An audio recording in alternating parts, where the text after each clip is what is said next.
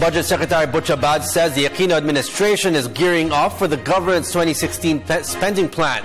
This with the approval by the President and the Cabinet of a 3.002 trillion peso budget for next year. Freddie Abando reports. The proposed 2016 national budget of 3.002 trillion pesos approved by President Aquino will be submitted to the House in late July after the delivery of his last State of the Nation address. It's a 15.2% hike from this year's budget of 2.606 trillion pesos. The spending priorities are based on the administration's Philippine Development Plan to include good governance and anti-corruption, ensuring inclusive growth, sustaining the growth momentum, managing disaster risks, and winning the peace. Budget Secretary Abando stressed next year's budget outlay will ensure the Aquino government will attain all its development targets and set the roadmap for the next administration to continue the country's gains for the past 5 years. This budget consolidates all the budget reforms that we started implementing when we started in 2010. And therefore, because of that, it serves as a firm foundation upon which subsequent reforms to improve budget transparency, accountability will depend on. So it's very important as we wind up, but it's also very important to bridge to the next administration. Social protection will continue to benefit with higher allocations with the full implementation of the K-12 program next year.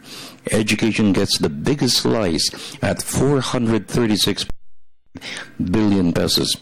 The Department of Health will receive 128.5 billion pesos to sustain the PhilHealth program for 15 million marginalized families and 107.6 billion pesos for the Department of Social Welfare to enhance further the conditional cash transfer program.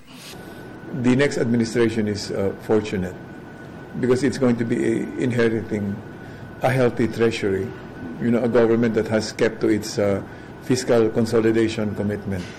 We're not borrowing as much. Our debt service is falling, creating more space for investments in social services and economic services. Our debt management has allowed us to lower interest payments, lengthen repayment periods, convert most of those debts into Philippine currency. So the country fiscally is in good health. To sustain economic expansion, government will invest more resources for infrastructure development.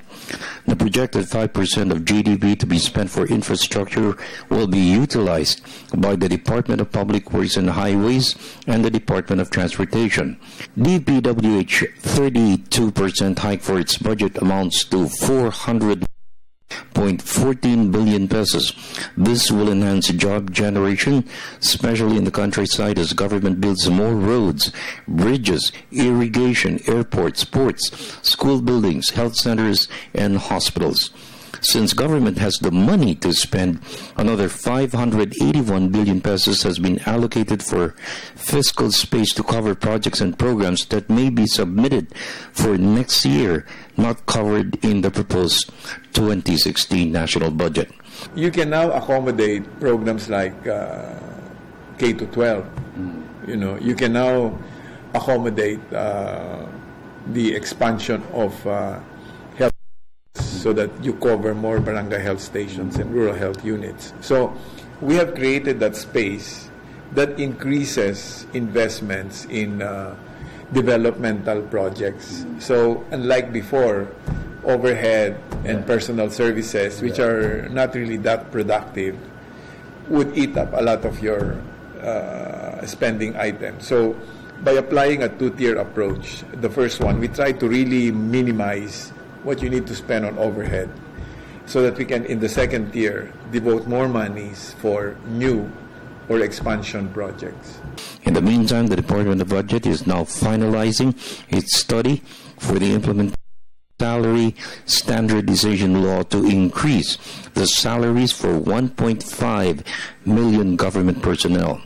Secretary Abando bared the possibility of including the budget for salary hikes before Congress deliberates on the 2016 national budget. In the last salary standardization program, 140 billion pesos was spent by government for a period of 4 years. We said before, in response to the inquiries from the House, that the results of the Benefits and Compensation Survey will tell us whether in fact we need to, and if we need to, what will be the feature of the SSL4. And we are wrapping up the study, and we will be making our recommendations to the President over the next 2 weeks. So it's possible that we have... That's a possibility. For the People's Television Network, this is Freddie Abando reporting.